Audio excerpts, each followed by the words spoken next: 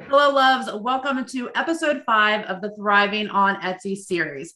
Today, I have Dalia Abdalla joining me to talk to you about Etsy SEO and keyword research.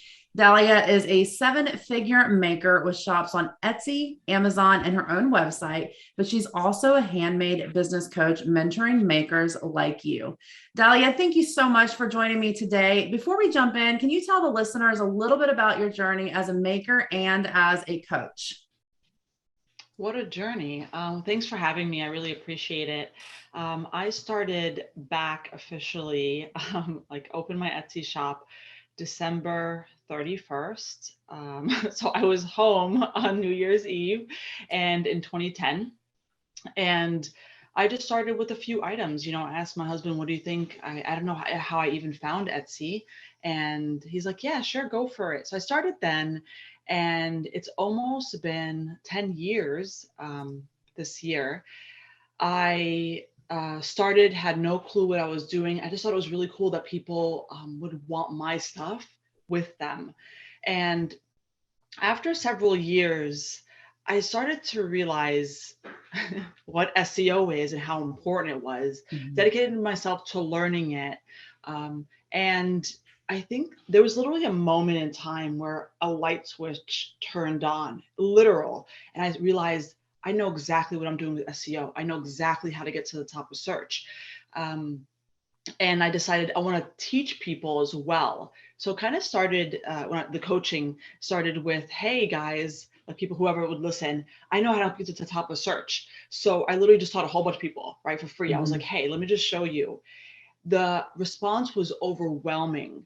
More people want to learn, more people want to learn. And it took a lot of my time, clearly. So somebody was like, hey, just make a quick course, Mhm. charge for it, and you could spread it out to the masses. And the rest is history, they say. But I continued growing my business during this time, my e-commerce business. And I sell stationery now. I started with art prints, really simple, but it's all paper products. And I still sell it, employ several people. It's been quite a 10-year journey. Yeah. That's amazing. So yeah, when you first started out, you said you kind of the light bulb went off, right? Because it's like this elusive thing that we kind of just when we start out as makers, we don't really understand. So can you kind of go into Yeah. what SEO is exactly and how that affects Etsy sellers? Yeah, so SEO, it stands for search engine optimization. And what that is, so you have a product, and there's people on the internet searching for hopefully your product, and you want them to find it. So, for example, let's say you sell funny mugs, right? Mugs with funny sayings on it. And, Sally out in the world, a potential customer, is searching for funny Father's Day mugs or funny Mother's Day mugs, and you want her to find yours. In order to do that, you have to search engine optimize your listing, and that entails quite a bit. However, the biggest factors are keywords, how you apply it to your titles and tags, particularly on Etsy. And the other portion of that is, you know how good is your conversion rate? Are you making sales on Etsy? It helps tell the search engine, hey, people are searching for funny dad mugs, and this seller's mugs keep selling after somebody searches for it. So let's keep showing this item on the top of search. So it Mhm. is a mixture of keywords, getting sales, and of course some other things, which we probably will get into. Um, but if you optimize your listing properly, and what's in your control initially is keywords. Eventually, sales will come, right? But if you could control that and do it properly, and of course, have a great product, great photos, the sales will come and it'll start to snowball. Okay. And it'll start to tell the algorithm, search algorithm, hey, this product is relevant, show it more and more. Now, I know, so you said you started in 2010. Hmm. When I started in 2015, SEO was a lot less complicated on Oh my Etsy, God. right? Like it was so much easier to show up in search. So What why a now time. is it so much harder? Is it just because of artificial intelligence and the way that, you know, I guess the process, the algorithm works? Like, what would you say is the reason So it's more complicated? I just want to reminisce about what you just said. You're right. It was so easy. I remembered my first students, and when they would apply my methods, oh my God, they would shoot to the top of search Mm. every single time. It was almost like a guarantee, Yeah. no matter what. And so yes, the algorithm has become more, I don't know, smarter. People hate it, right? Because Yes. they wish they could Smarter. just like press a couple buttons and they shoot to the Mhm. top of search. But it's important that Etsy does continue to make it smarter. And, so then customers will find exactly what they want. That's the purpose of doing it. So the reason why, Etsy's becoming, smarter, like I said, and they need to continue to work on the algorithm to help get Sally, the customer, a good match for her products. Because if Sally comes, searches for something, and does not find in search what she wants, not just a funny dad mug like we talked about earlier, but a good one that looks like a good quality, one that Mhm. has from a seller that actually has good reviews, etc., then she's going to leave Etsy. And not only that, it's also create a big snowball effect. She doesn't purchase, which Etsy makes no money on then. She doesn't tell friends. She doesn't come back. All this stuff is about money, okay? So the algorithm, Etsy, needs to continue to make it smarter. So there's a lot of other factors that go into getting found, but that's simply the reason. And there's a lot more sellers compared to 2016, 2015. Mhm.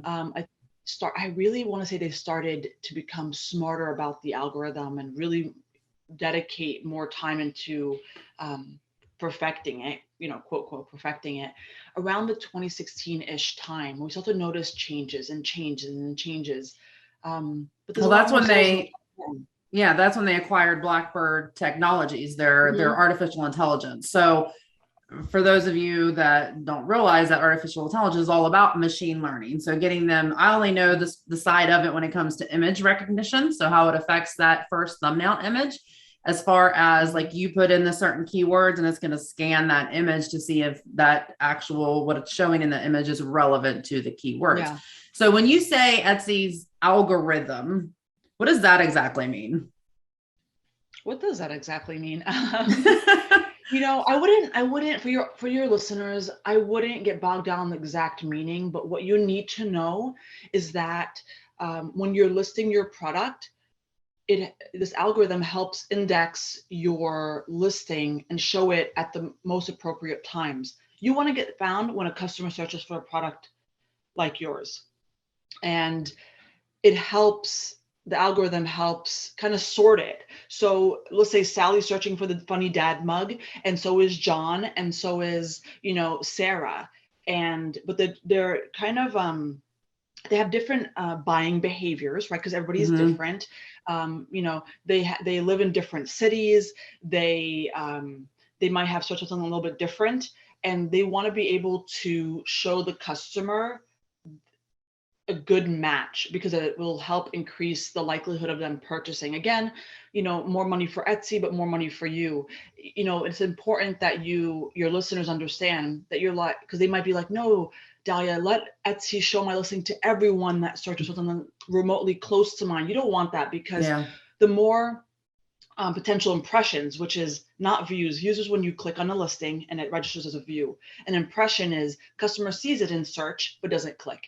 The more impressions you have, and nobody clicks, it tells Etsy somebody searched for funny dad mug, saw Dalia's listing, didn't click. The more data like that, it tells the algorithm, don't show it, get it out of here. So it's important that we do have smart, algorithms to help sort your products properly, to get the right buyers to find it. Yeah, machine learning and artificial intelligence, and I think it's probably pretty similar to the algorithm is kind of what you're talking about. Yeah, It's yeah. very in depth and a little over my head. In all honesty, I had an expert come on and talk about that in one of my groups, and it was very interesting to understand the benefit of the machine learning and how it helps not only the seller but helps Etsy, right? Mhm. Um, there are a lot of things that go into this ranking concept. So Yeah. SEO, search engine optimization, showing up in search is also like you'll hear terms, you'll hear SEO term, but you'll also hear the ranking term. And that's pretty much means the same thing, right? Like where you show up, getting found and where you show up. Okay. Yeah, they go hand in hand. And like you said earlier, some things are in your control and some things are not. Can you go into a little more detail about that? Yeah, so there's a number of things that sellers can actively do the best that they can to get found in search. And of course, there are some things that we just have to leave to the Etsy gods. And that's okay. That's how it works on the internet. So some things that are in your control, keywords, meaning you have this product. We can use a funny dad mug again, just continue this. And you want to list it, you have to put titles and tags. And so you're trying to do keyword research, pick the best keyword phrases that really are relevant to the product, optimize it with your titles and tags, etc. And so you're controlling that. You have physically did keyword research, applied it, or you're controlling it by not doing it properly, right? So some people, I've seen many sellers who don't do it properly or just go, I don't have time. I just want to list it and see if somebody buys it. So by you not doing the best job you absolutely can, not smart, because there are some things that are not in your control, such as for the most part, where you live. Meaning I live in Houston, near Houston. And if Etsy decides to really go hard on only showing, well, not only, but showing more local people my listings rather than people overseas, let's say people from Australia, they might not see my listings as much as their fellow Australian, sellers. I can't control that. Yes, I could move, but reality is I can't control that. So work on the things you can control. SEO is one. And people are going to get angry when I say this, but hear me out. I'm just going to lay out the facts. Free shipping over 35. There's some rumors that might not be as relevant anymore, but nonetheless, it still is. Photos, because it helps you get clicked on, right? Yes, some people lack the skill to do it. Obviously, they have your help, but it's in your control. You could work on that. You can't particularly just move in an instant. You can't make a buyer. You can't go to Sally's house, the buyer, and make her physically press the buy button, okay? But you can work on getting your product to be the absolute best it could be. Make sure that the features or the design is meeting the buyer's needs. And there's a few more things that you can control and cannot control, but that's really the gist of it. You have to work on the things that you can. And you can't complain or be upset at the things you cannot. Just do the very best that you can on the things you are able to control, simply. Mm-hmm. Yeah. And the biggest ones, like I said, I don't want people to really worry about all these little tiny things. There's many things in the algorithm that will make up the fact that you could get found in search. But the biggest ones are best product it could absolutely be, right? Like I mentioned earlier, titles and tags, keyword research. Photos, clearly, not just the first photo, the additional photos as well. Mm-hmm. That's what you can control as well. And the actual listing, people are going to hate when I say this too, but descriptions still matter, okay? As well as the, variations. The option that you get the customer to select. You won't believe how many people I see that don't really use it to their advantage, and it won't help close a sale. Those are the biggest things you can control. People should be working on those. And that's the term that's used most often with that is optimizing your listing for SEO, right? Yep. When you look at those controllables, you'll hear that term thrown around a lot. But that's what it means to optimize your listing. So actually doing the tags and titles, having great photos that people are going to click on, making sure because a lot of what I teach is providing the most important information, making them feel confident about purchasing from your shop. And when you choose to only have 2 images in there, or I see a lot of Etsy sellers, they'll fill the 10 images, but they don't necessarily have any variation to them. It's like the same image on repeat, but just a slightly different angle. Like I call that opportunity lost. Questions. Exactly. Yeah. Yeah. And when you mentioned optimizing SEO, optimizing a listing, people just automatically assume SEO is just keywords, and that I particularly teach the keywords portion, but they have to understand that there's many factors.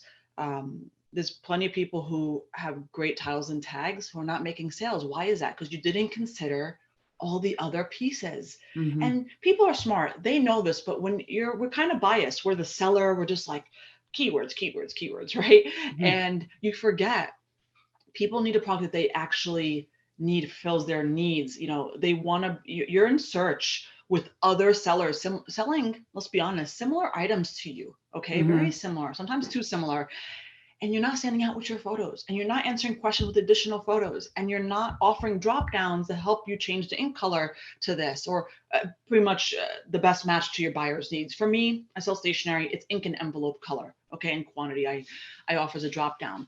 What is it for you? I mean, your listeners, you have to think about, are those the best options? Is the customer looking at your listing and saying, I want to change this and that, and then they see it in your drop down variations? If they don't, you have a problem on your hands, because then they leave and they go to your competitors who have, again, similar items, unless you have a monopoly on what you're selling. Most people don't on Etsy. Okay. Even though I'm a 7-figure seller, it's not, people sell similar things to me, but I'm working on optimizing consistently. Fun fact, me and my right-hand assistant, we spend 75% of our time optimizing listings. No joke.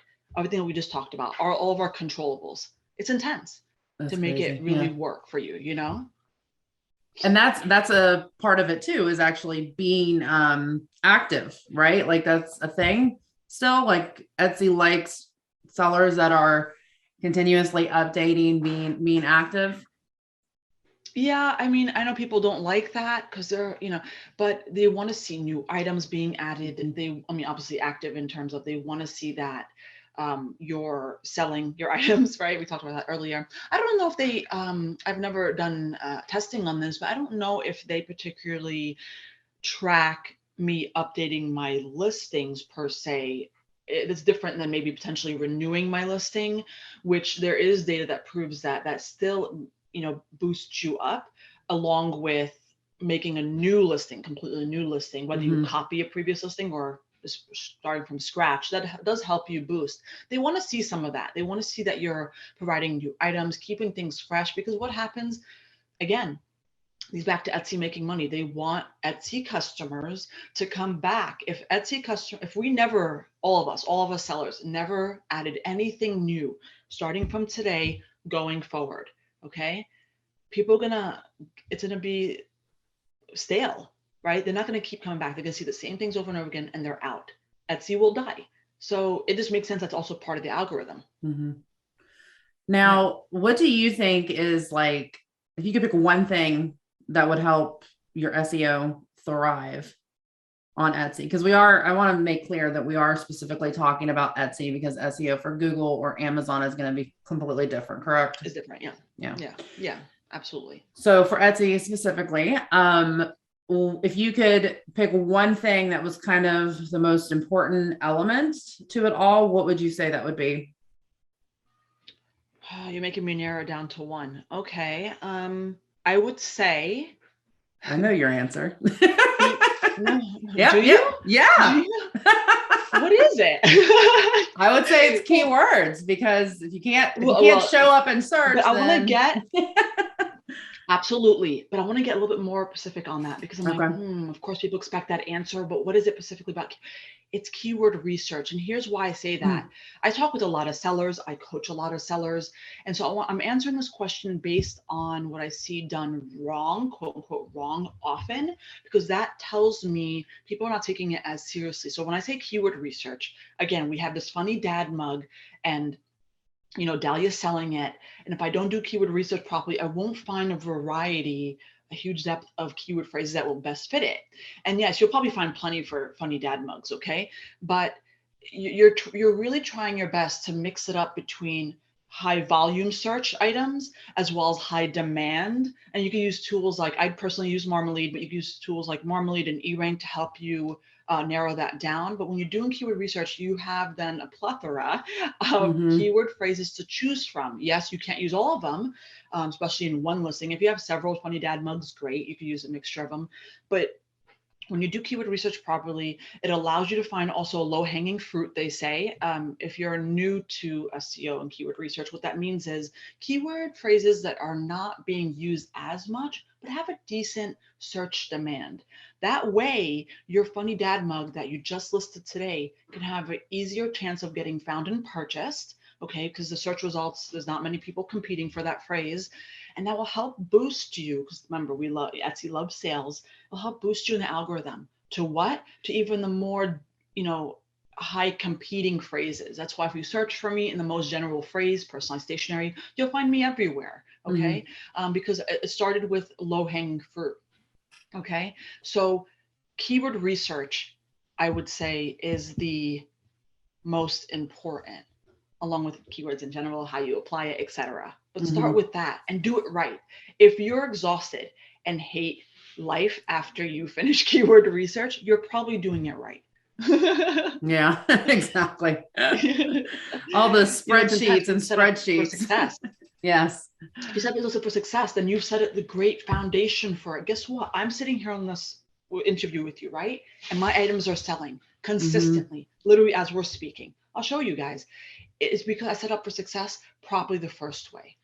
Okay. And of course you can optimize later. Sometimes you learn more about keyword phrases and so, great, but don't just haphazardly throw it together. Let's talk about that quick. And we're going to go into some questions from the listeners here, but just based on what you said right now, I know this was, I don't remember here it is, the specific question, but I always see in Etsy groups, and this was a question we had from a listener, but that you need 100 items in your shop for SEO to even register in your shop. Now, I have my experience. I, was making, about $8,000 a month with just 15 listings on Etsy. So, but that was also 5-6 years ago. How have things changed? I believe in quality over quantity. So I want your opinion on that. So go for it. So I'm going to first answer this question in the most factual way. Okay. You don't need 100 listings to register for Etsy to register like that you're selling on Etsy. You can make a sale with one item. Just an example, my sister, she was selling, I'll give you guys, she stopped selling them because she's done with it. She used to be in nursing and she was selling her nursing notes.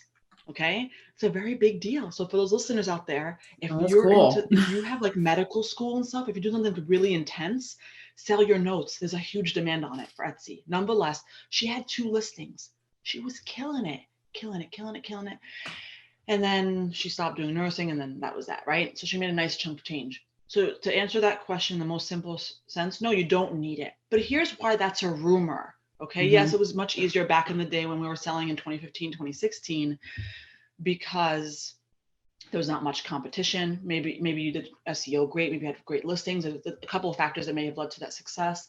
But the reason why is because the more variety you have, the more likelihood somebody's going to find one of your listings. And so let's make it a really good example of if you go to a brick and mortar store, a store in person, right? Your local store. If I walked in and it's a gift shop. Okay, I'm buying my friend a gift. It's her birthday coming up. It's a gift shop, so it's a good match, right? So I walk in and this store has only 5 items. The likelihood of me walking out with something is very low. We know that. So it's all probability. But if this store was jam-packed, I don't know, what does the average store have? It's medium size, hundreds of items. There's a higher chance I will find something and walk out. When it comes to online search, if you have a variety of items, guess what you're doing? Not you particularly, but your audience. You're using different phrases. You have funny dad mugs. You have funny mom mugs. You have mugs with coffee mom life on it. There's a variety, and those all draw in different audiences with different needs, different search phrases. Okay. By doing that, you're spreading out your reach. That's what it is, your reach. And so I sell stationery, personalized stationery. I sell wedding stationery. I sell kids stationery. I sell monogram stationery. Those are for different people. Okay. If somebody's searching for kids stationery and I never sold it, they're going to walk out of my shop, online shop, with nothing. And so that is the reason people say 100, because then you get to see sales start rolling in when you have a larger variety, because you're using a larger variety of keyword phrases. However, where it does not apply is if you sell the exact same type of thing 100 times. So if you have 100 funny dad mugs, okay, just saying, and it really uses the same phrases over and over again, there's no variety within that, then that 100 rule is not going to work for you. It's not going to work for you. Okay. But yeah, you could easily just have a few items where, but if you have to, the likelihood of succeeding with that is you're in a niche that is high demand, low saturation, similar to my sister's nursing notes. You not everybody's a nurse, you know? So that's my answer to that. I hope that made sense. Well, and I wanted to double check and just make sure so everybody's understanding clearly. That method, the 100 method, or whatever you want to call it, is only going to work if your listings are actually optimized and you're showing up in search. Yes. So numbers don't matter if your listings are shit and you're not getting found. Yeah, moral of the story to answer this, it doesn't matter. It doesn't matter. You have to have, the likelihood will increase if you have more, but they have to be optimized. Keywords, photos, what we talked about earlier, what this whole session is about. Okay. Yeah, absolutely. Because I think there's a misconception that we just keep adding listings and adding listings and adding listings. Yeah, that don't it's going race to 100. That it's gonna, make things better for you. It has to be quality. And I see this, by the way, with many sellers, they just keep adding and they're not focused on, you know why? Because it's annoying. It's annoying to optimize a listing. I'll be the first to admit, but we got so used to it. We could do it in our sleep. We literally have a checklist of everything we have to do when we upload new listings. In fact, my assistant's doing it now, my fall collection. We're a little bit late, but nonetheless, yeah, numbers don't matter. Do it right. Yeah. Perfect advice right there. Okay, so let's jump into some of these questions. We're going to start first with titles and tags. And I have a question on how much should they match or repeat? Titles and tags. So there's a lot of variation opinions on the right answer here. However, I'll tell you the right answer.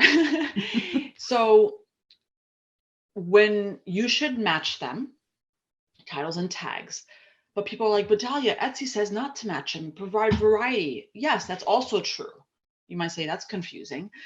Well, it's because when you match them, you give the algorithm a higher chance of finding your item when that keyword phrase you're matching is harder to get found for. It's highly saturated. Okay, so you can imagine funny dad mug is very highly saturated. So you better have it in your title and in your tags. If I just see it once, okay, I'm coming for you, because it's such a hard phrase to get found for. You need to, I guess the word is make it stronger, I guess, by putting it in both. Okay. However, there's a fine line. Okay. Now I'm about to complicate things, because I do want variety. Okay. If you just keep reusing the words funny dad mugs in different positions or whatever, and it's all you have in your listing, you're not going to get found. You're not going to broaden your reach. Okay. So there has to be a fine line. Where do you cross that fine line? Well, when you provide variety and you don't have to repeat the words that are not hard to get found for. So imagine you're trying to get found for funny dad mug fishing. Maybe your dad fishes and it's a very particular niched one. You don't need to have that repeated if there's not much people competing for it. Okay, so imagine you search for it and you see there's only 150 listings. That's nothing. Okay, that's nothing. You don't have to repeat that. And so to answer your question, it could be both. It could be, you need to repeat as well as not, but you need to repeat when it's a highly saturated phrase.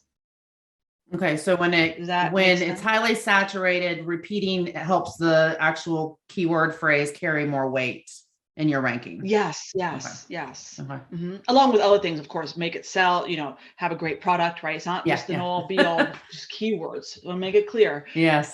But yeah, repeat when it's highly saturated. Yeah. Okay. That makes sense.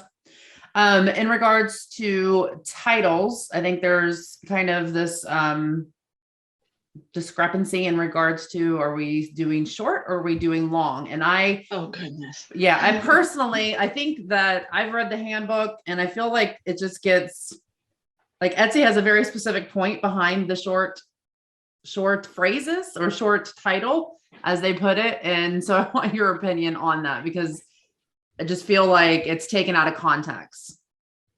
Yeah, and I haven't heard this debate for a while, but I will answer it the way I always answer it. You know, you ask, should it be long? Should it be short? When you shorten your titles, you don't utilize the extra space for potentially more keyword phrases that you get found. Again, not broadening your reach. If I just listed this funny dad mug as funny dad mug fishing, right? And I didn't continue using the rest of the space, providing other keyword phrases, I may have lost many people who are searching for my products that had the short title. Yes, short titles are indeed more attractive. I mean, look at them, okay? I'm not going particularly for attractive. I don't want to confuse the customer with this spammy looking title. There's a fine line, okay? Yeah. But the answer here is use long titles, okay? Because it will help you get found more if you're doing keyword research properly, right? And using the right phrases, etc. Because you're just utilizing more real estate in your title. It's as simple as that. Etsy, wants it to be more readable. Make it more readable. Don't use slashes and dashes. Use commas. It's part of the normal readability when it comes to English grammar, right? We use comma to separate things. So use commas, and yes, there's a fine line between repeating words. You will repeat, if you're listing the dad mug, right? You'll probably will repeat funny mug a few times in your title, give or take. It just depends. And that's fine, but it starts to become ridiculous looking. And I could probably give you an example, but it's like funny dad mug fishing, fishing funny dad mug for dads. Like it starts to become ridiculous. That's when you don't want to, because you worry then, or Etsy worries, that the customer will be turned off and not purchase. Okay. I'm just trying to broaden your reach. I'm trying to use the small real estate that they give us to help you get found even more. And I want to just say something. A lot of people say, but I've seen this seller have a short title and this seller have a short title. That's usually the argument that they give me. And I know that the argument that they get back is, well, you don't know what they've done to get those sales, etc. But essentially, Etsy will still put them up on top of search. It's not because of the short title. So don't get that confused. It's because they've sold, or they're new and they're giving them a little boost to see if they sell. Or they've driven traffic outside of Etsy, social media, what have you. You just don't know how people have gotten there. But I'll tell you right now, it's not because of the short title. I've done many tests on this. It's not because of the short title. Well, and that's the reason why. Yeah, and that's a huge thing. And we actually talk about this. I believe it's in episode 2 about how you should not compare yourself to other sellers, because like we said, you started in 2010, right? You were able to rank so much easier. You got tons of sales, and that makes it completely different because your shop is established with all of those sales. It makes it completely different now in comparison to somebody else who's starting out. So you can potentially get away with not having as visually as great like SEO and that kind of stuff, right? As far as because you have more ranking weight when it comes to the actual conversions and that kind of stuff. You just don't know what other sellers are doing. My repeat customer is pretty high. So they don't need SEO. They go to my shop and they look for what they think is attractive, right? Because I sell stationery, and they buy it. And again, you don't know what's happening in somebody's shop. Oh, the shop is new though. Stop with the excuses. It's not because of the short title. There's other factors, many factors. Okay. It just makes good sense that by utilizing the full title, you'll get found more. Again, if you do SEO research properly, apply it properly, etc. So just do it. I'm telling you, this is, I stand by this, and I'll fight anyone who tells me otherwise because I hate short titles. It's, we're trying to get found, trying to sustain our businesses, and I need to get found as much as I can and get sold as much as I can. That's it. It's the game. We're here to make money. Yeah. You touched on this a little bit, but our next question has to do with repeating a word. So like if you're using a long tail keyword that has necklace in it, how often are you repeating that word, or should we be trying to use another word for necklace? Variety.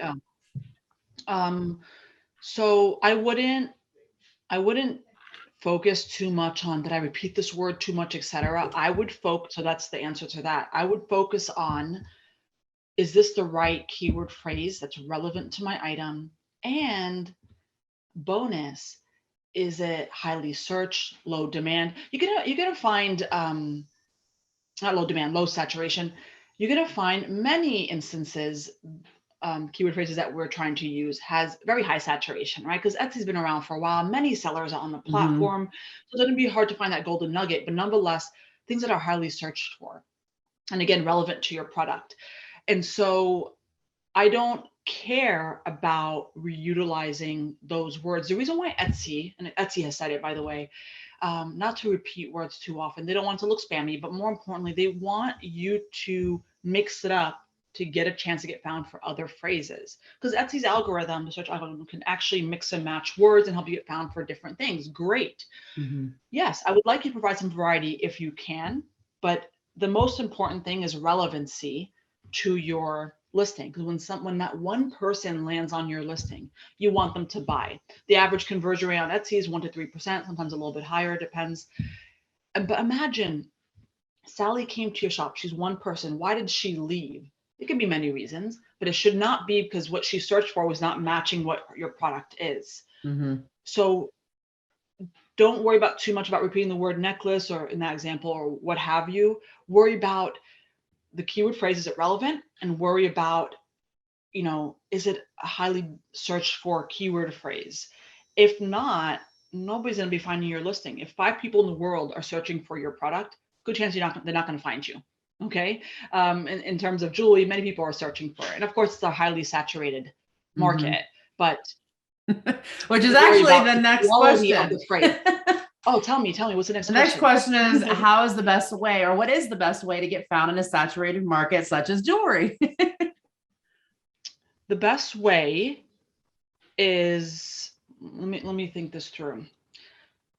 So if you're talking SEO, okay, you're like, Dalia, I sell jewelry. I need help with SEO. I need to get found more so I can get purchased more. Niching down in terms of, well, first of all, in terms of your product, hopefully you are, but with keyword phrases as well. If you're using very general phrases, and I mentioned this earlier, I need you to do keyword research properly so then you could find things that are not as saturated. We know jewelry is saturated in general, right? But there are pockets of it, or keyword phrases, that still have thousands of search results, which, by the way, for jewelry is not that saturated. So you want to be able to do keyword research properly, and potentially, this is where variety, okay, may help you a little bit more, because you will find that most keyword phrases in the jewelry market are saturated. But if you provide a lot of variety, Etsy will be able to then mix and match a little bit more often, because you have different words in your title, different words in your tags, to help you get found even more. So in terms of SEO, do keyword research properly and potentially provide more variety in your titles and tags.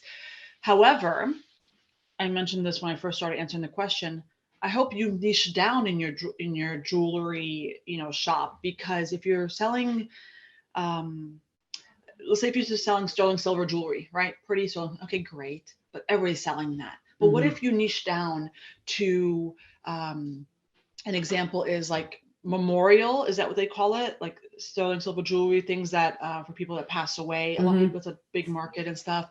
Or ones for moms where they personalize with birthstones or their kids' names. Niche down if you haven't already. And then lastly, I want to answer this without SEO. When you're in such a saturated market, you better have a bigger plan eventually, maybe not when you first start. You got to learn to drive your own traffic as well. So what is it? Social media, email list. There, you have to be able to do that, pay for ads. I don't know, whatever.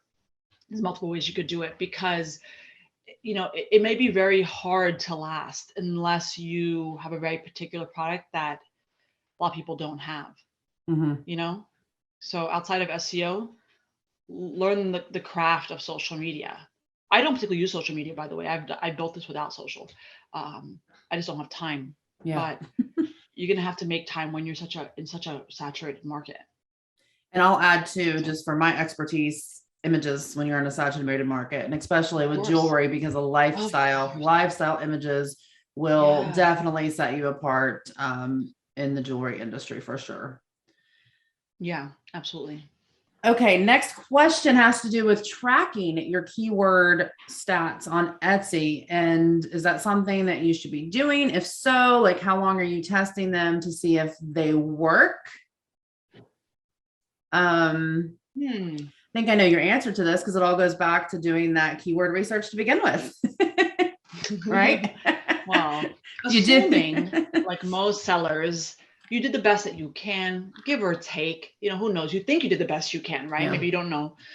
You know, when I list a product, so to answer this question for the seller, you listed a product and you're wondering, okay, do I track the keywords to see how well it does? First of all, do you have the time? I mean, to make it overly complicated, I do it because I do a lot of testing for SEO. When I run into something new, it requires more testing and then I share it with the world. But the point is, you need to focus on, I'm gonna make it simpler for people. When you have a listing and you're like, are these keywords working? Should I change it? How the stats, etc. I would say if done properly, if it doesn't, Etsy is a really good indicator because if it doesn't sell within 3 months, it expires. Unless you have the auto renew on, it might be hard to tell if something expired. But if it expires, it could be a number of reasons why. Maybe it's not SEO, maybe it's your photos, maybe it's not a good product for your customers, etc.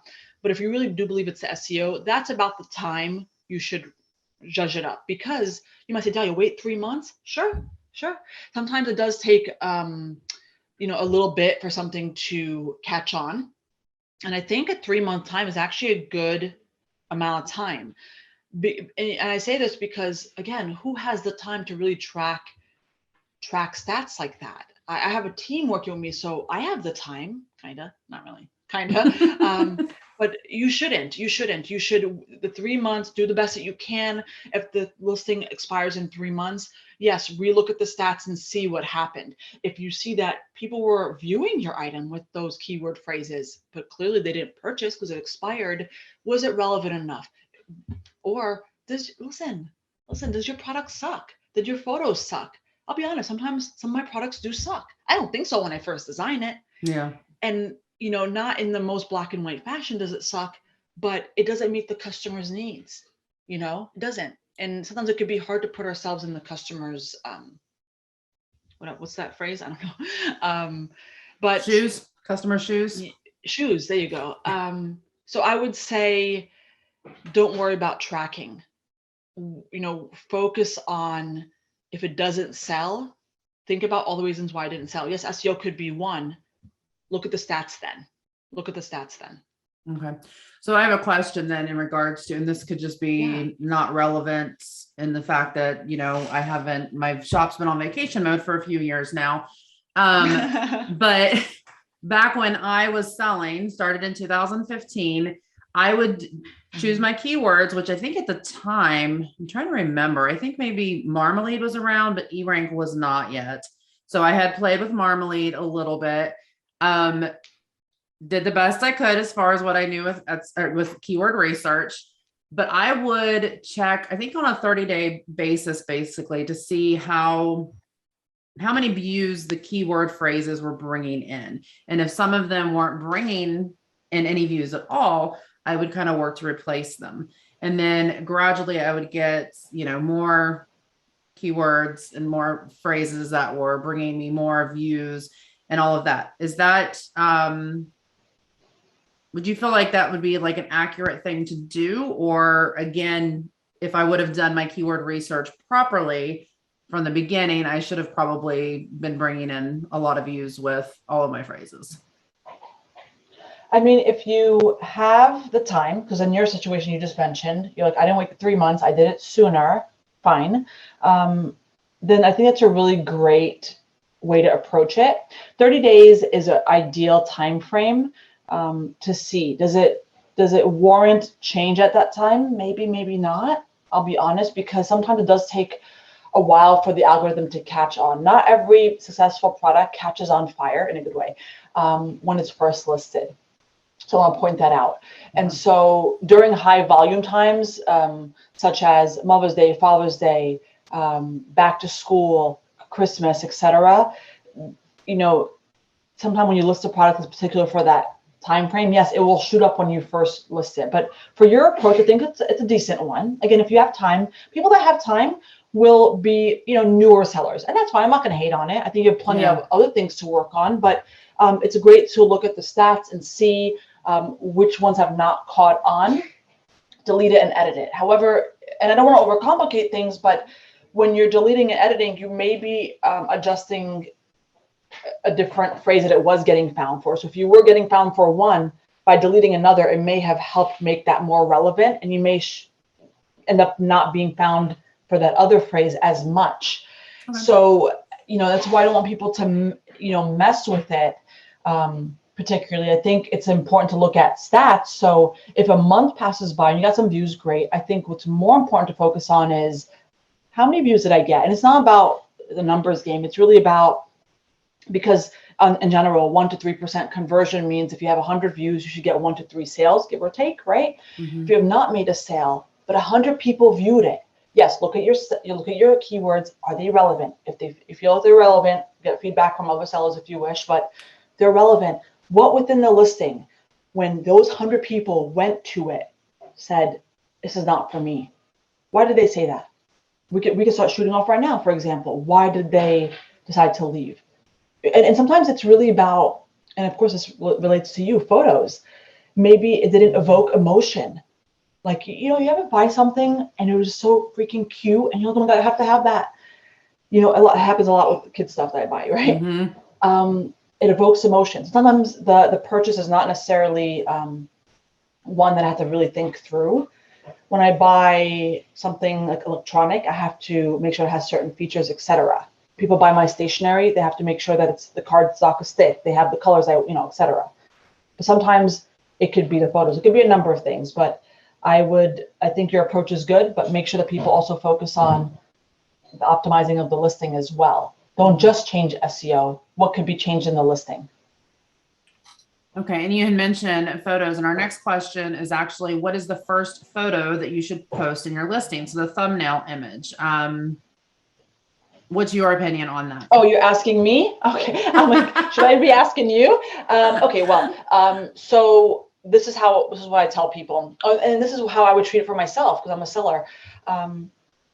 You know, I don't know what your opinion is with regarding the white background versus not. So I'm not going to answer it that way, you know, but I will tell you that you better be using a photo of your product that, by the way, if you have options, picking the best, most popular options for that product. So for me, it's stationery. And so I have ink and envelope color. I pick the most popular combination. Mm-hmm. I want that majority of customers to be like, yes, they could change the ink and envelope color, right?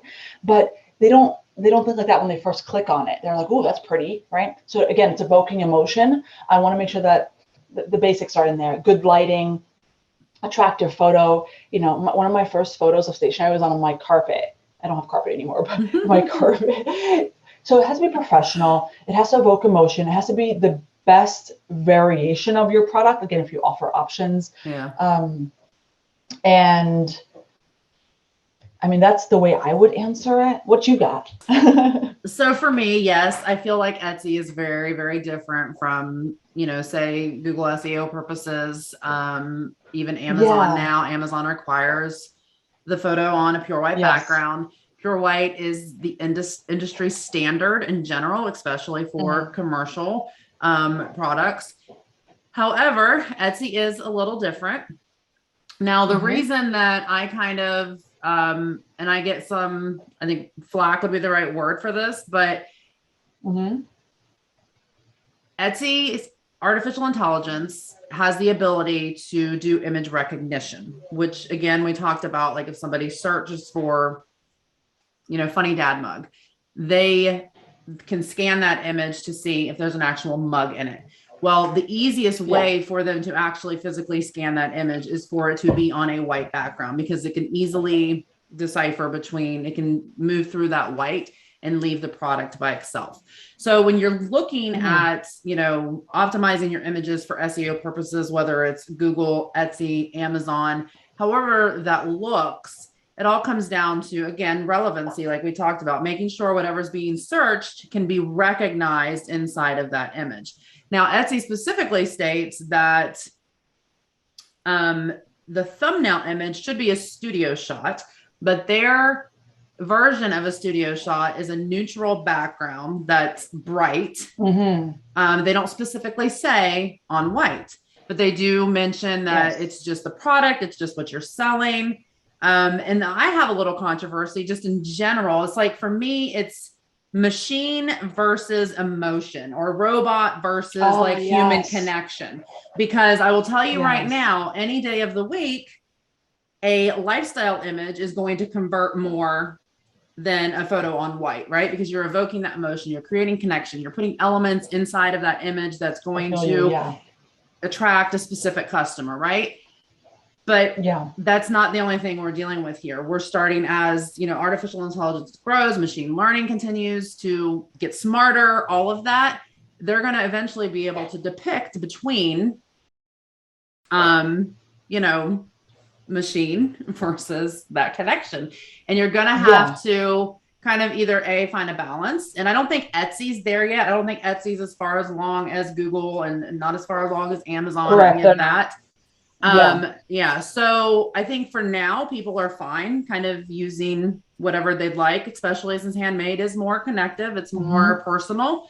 But I tell my students, especially if they're on Etsy and other platforms, you need to get into the habit of creating those product photos on white. And you need to be prepared for Etsy to potentially change that one day, because the trend is happening because of artificial intelligence and machine learning. And I know a lot of handmade sellers want to buck trends, and they want to fight against them because they want to be different and unique. But there's a trend. The trend is a trend for a reason, right? Yeah, it's funny that you say that. I absolutely agree with you. And you know what? They may be moving toward that. I have no inside knowledge, but the reason why I say that is because a lot of times us sellers will notice, we say that Etsy's copying Amazon. A lot of times they're maybe like a year or so behind when they copy Amazon, but they're doing it. And it's not really copying Amazon. It's the trend of what's smarter business decisions. Again, keeping up with the technology. Make money. Yeah. So it just makes sense. So when we do get up in, our panties in a bunch, or, we're angry, the reality is Etsy's here to make money sustain itself continuously. And yes, it might push down some sellers. That's unfortunate. But like I said, it's a trend for a reason. Yep. Very much. Okay, we got two more questions. Yeah, they are. Two more quick questions. And then I will let you wrap it up. But if you are an Etsy Plus or Etsy Premium, if you're subscribed to that, do you have priority in search? No. They don't say that we do. And I believe they actually tell us we don't.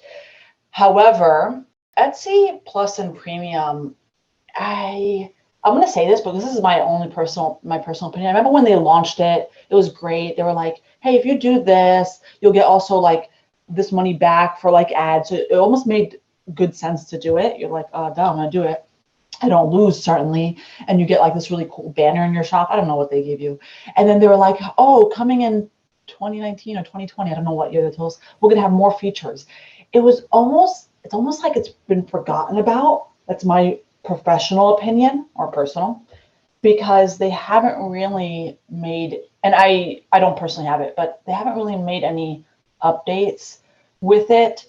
Based on the stockholders, is that what it's called? Shareholders meeting that they did during the time of that launch. It was essentially a program to help bring in reoccurring revenue for Etsy.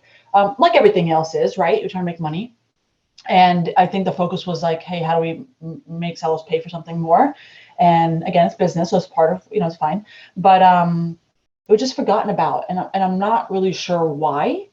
but good riddance, because I didn't do anything similar to pattern.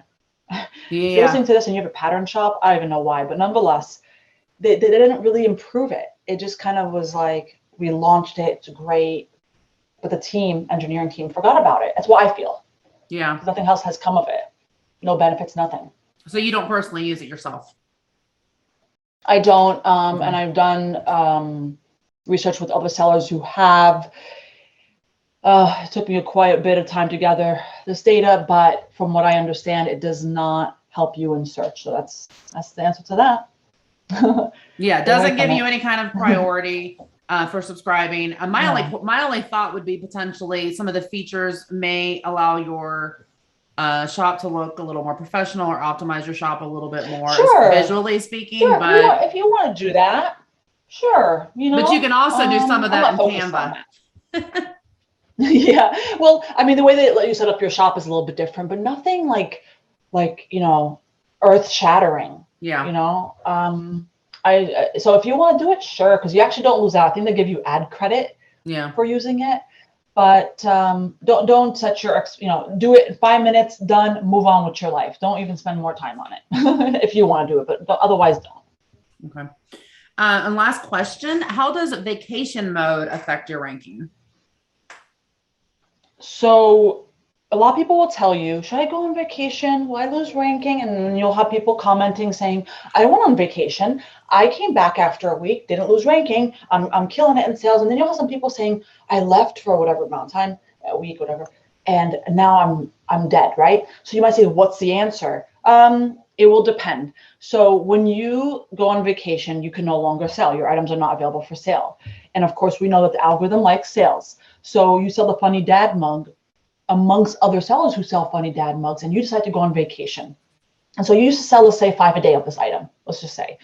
Your competitors were selling around the same. But when you go on vacation, that listing quality starts to drop down. By how much? What's the exact formula? I don't know, but that's what happens, okay? And so the longer, technically, the longer you're on vacation mode, the more it, hurts your shop. Now, it doesn't mean and every day that you go on vacation, it will drop you a page. No, and again, I don't know the exact formula, but it will depend on your market. For example, if you go on vacation mode during holiday season, especially when you have a product that sells a lot during holiday season, you're really doing yourself a disservice. I'm not telling you not to take vacation during holidays. What I'm saying is, in terms of business, because when you come back from vacation in January, all your competitors are light years kind of ahead of you because they sold so much and the algorithm likes sales.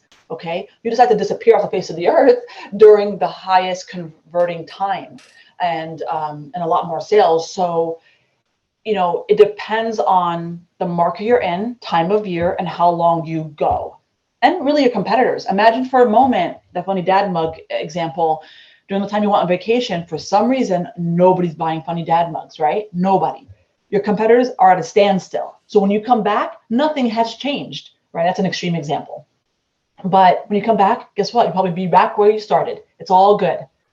Right. Nothing ever works out that way, right? Your competitors probably sold a little bit, but it has to be enough. You've had to gain enough listing quality to be able to hold your give or take, right, position when you come back. And again, the longer you go away, the harder it becomes.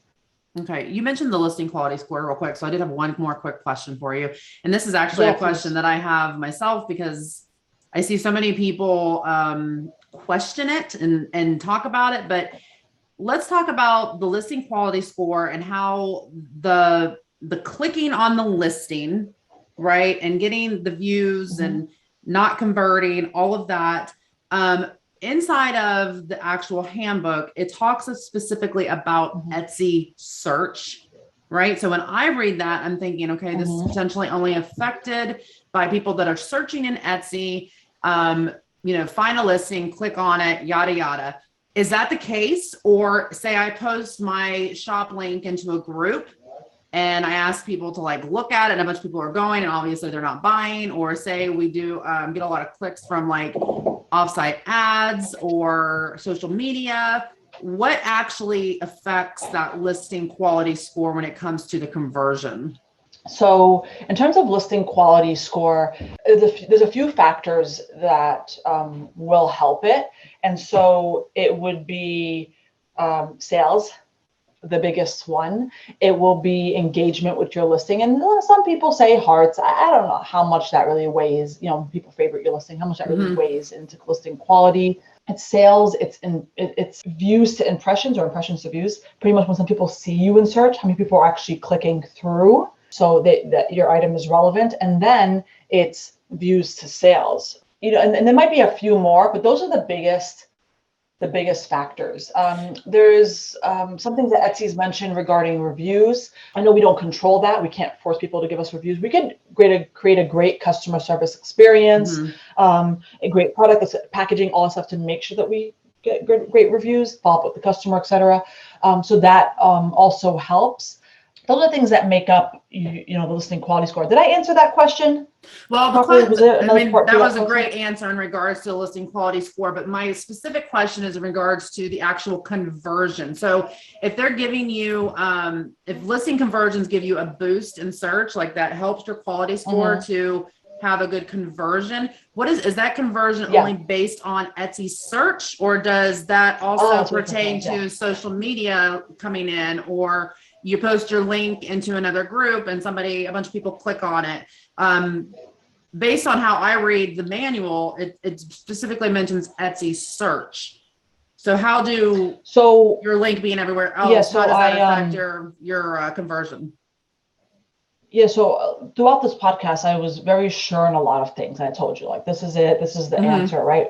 Long titles, etc. This one, I'm not 100% on. Okay. And so I lean toward, so Etsy, yes, article does say Etsy search. You kind of read between the lines and go, is it just about search? Yeah. I don't think so. And so while it leans toward that, I don't believe so. It's very hard for me to do testing on this due to, it's just hard. It's hard for me to articulate, but the testing I have done, I couldn't 100% conclude it, but it was leaning toward that the listing quality does factor in as well, conversions that come outside of Etsy. Okay. And just to kind of dumb it down for myself, even when I'm saying it out loud and for everybody, it's simply because you could have a listing today that you list and only share it to your social media following. Of course, do your titles and tags, do all that nice stuff, right? To your social media following, and they're like swarm at it, right? And they're buying, and you have a limited quantity, so you'll still keep having it listed. There's been proof that even with new listings that you just started showing to the world, and just from your following outside of Etsy, go to Etsy and buy it, that it will boost you up in search. That has to account for something, right? And we'll stay there. And then to piggyback on that, you mentioned, what about putting your listing in Facebook groups? First of all, don't do it. No other seller wants to buy your stuff. And you might be like, no, I have sellers buying my stuff. Yes, I know, but that's not your target market. And and the effort you're wasting for sellers compared to your real audience, you're working harder, not smarter, right? So stop that foolishness. More importantly, even if you're going to argue with me that no, people are buying it, they're not. Okay.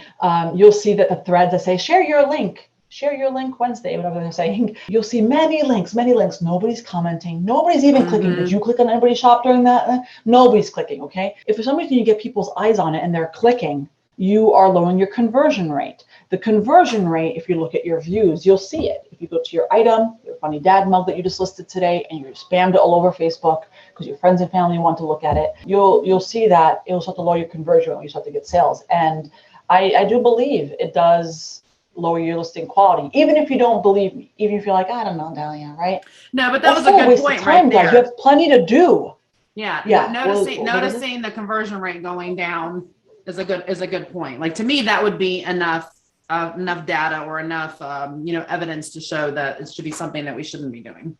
Yeah, and I said, and again, even if you don't believe me, what is factual is you have much more high value stuff to work on in your shop instead of just posting links. Yeah. And you might be like, Dalia, I don't have nothing else to work on. Then join my group. I have plenty for you to work on. Trust me. There's so much things you could do to your listing. Taking photo, so much than just using that spare time you have to post links. Enough, because you're not just posting links, you're going back to check if anybody commented. You're going, stop. It's a waste of time. Okay, to wrap things up quick, what would be just one piece of advice for a new seller or a struggling seller to really kind of get moving forward on this as far as learning SEO or Yeah, so there's a lot of, I mean, including myself, I have a lot of free content out there that helps you understand it. Because a lot of people that start selling online, they don't understand SEO. All of us never understood it when we first started, right? You're not born out of the womb knowing it. So, my first piece of advice is just understanding buyers' search needs when they search, like keyword research, understanding it in general. I think this podcast will help. Understanding how to do keyword research properly. I think it will put a light bulb moment on those sellers that do it, because you just want to go willy-nilly and just start typing in whatever you think this product is and just setting it out into the world. It's so important. It's similar to having a product and just hiding it in the corner of your basement. Nobody's looking there, right? Yeah. Nobody's looking there. And if you want more people to look, do your keyword research properly. And again, you're doing it right when you're probably cursing me out, right? Or like hating life, and you're just like, oh my God. And yes, I know that sounds exhausting. Like, who wants to go through that? It is But exhausting. it gets easier. Trust me. It gets easier. Trust me, because it gets easier. When I first started driving, it was like, oh, right, literally. I moved to Texas, but now it's like, hey, right. I'm just like, so it'll get easier, and you set your listing up for great success, great foundation. And it's almost like, for the most part, you do it once and it's done. So when you do something once and it's done, chances are it's going to be a lot of hard work. And that's one of your do it the right way the first time. Core focuses inside of your SEO webinar course, correct? The keyword research is one of the first parts, and yes, it is. And of course, the way you apply it to your titles and tags, absolutely. There's 3 main sections. There's a huge focus on it, and I can't emphasize it enough, because if you don't find the right words, then you're missing opportunity for other buyers to find you, and those buyers can purchase from you. So that's my advice. Thank you so much. And if you guys want some more wonderful trainings and resources from Dalia, you can go to thehandmademastermind.com/SEO. She has put together a special free resource for you guys. She also has a free Facebook group called the Handmade Mastermind, Etsy and Amazon online seller tips, if you guys want to check that out. Thank you so much, Dalia, for coming today and talking with us about SEO and keyword research. I appreciate you being here. Thanks so much for having me. Are you ready for more clicks and more sales on your Etsy listing? Attract more customers and make them feel confident in purchasing from your shop with product photos that look professional, connect, and communicate the most important information. Transform your Etsy listing product photos with the Etsy Photo 5-Day Challenge at etsyphotochallenge.com. That's etsyphotochallenge.com. Please take the time to like this video if you found it useful, and hit that subscribe button if you want to learn more about creating visual content for your handmade business. Handmade is you.